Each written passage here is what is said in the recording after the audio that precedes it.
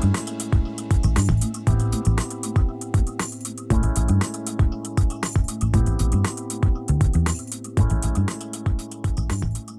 actually started 31 years ago, and that was in Duffield as a small family unit, i.e. just myself and my wife, and we've always sold sustainable products, initially for garden use, and it's what's been at the heart and core of the business.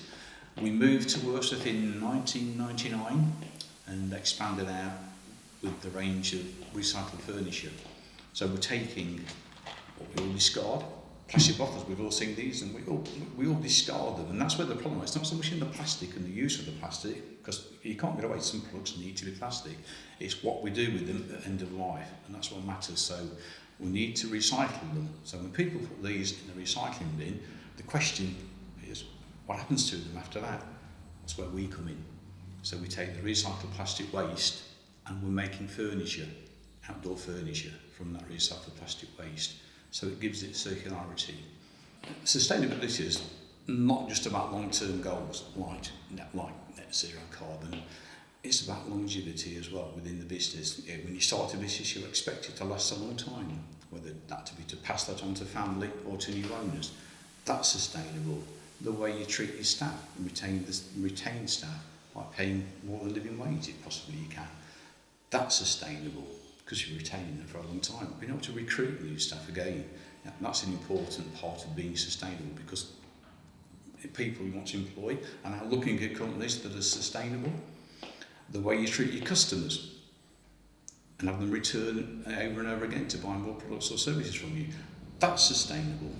The way you treat your suppliers, pay them on time, that's sustainable. One of the questions I ask myself, and I'm sure all the small business owners will ask themselves as well, what's the return on investment for sustainability? It's not so much what am I going to get out of it, because that's not what it's about. Quick gains could be, I've already mentioned LED lights, that's a cost saving. You can look at car journeys to and from meetings. We've all got used to Zoom meetings now and team meetings, and again, that is going to save the carbon footprint because you're not using the car so much. Again, that's a cost saving. So you might think that everything's got to be big. It hasn't. There are some small gains and very quick gains. It's also about brand, and this is where the long-term commitment comes, in my opinion, and this is really what got me to think in terms of, this is really important, as well as obviously the planet, but as a business, and when you're starting on this journey, but it's brand loyalty, brand retention, and brand credibility, especially with the young customers nowadays. I mean, even kids at school, they're all very, very aware of this. And they're our customers of the future. They're also influencing their parents and their brothers and sisters already today. And you can see that they're buying from companies that are on this journey already.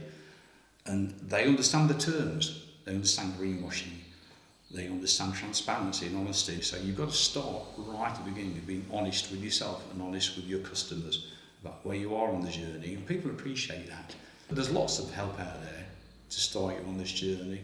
It could be the local chamber of commerce. It can be a local authority, like Derbyshire Dales, for instance. They've got a great climate change and economic department that were a great source of information for us, to be quite honest. Networking, again, you can find network groups through the local authority, and you might find companies that are further down the line than you are, and they will advise you on that. Because it's a passionate subject, you find lots of passionate people very, very willing to give help to you. So you don't need to spend lots and lots of money on this. Just asking the question why is maybe not the right question to start with. It should be how can I start on this journey?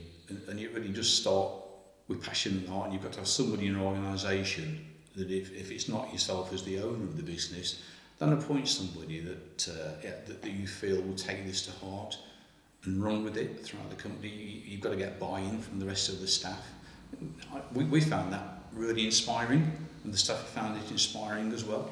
So that's a great benefit to the company when they can see that you care about them and the environment, and they pass that message on, because they're getting this from their children as well, to be quite honest. You motivate your own staff, and that's important, because you do need that buy-in, and then you need the buy-in from your suppliers when you start to get more serious about it, when you start looking at scope 1 and scope 2 and scope 3, when you're on the net carbon zero journey.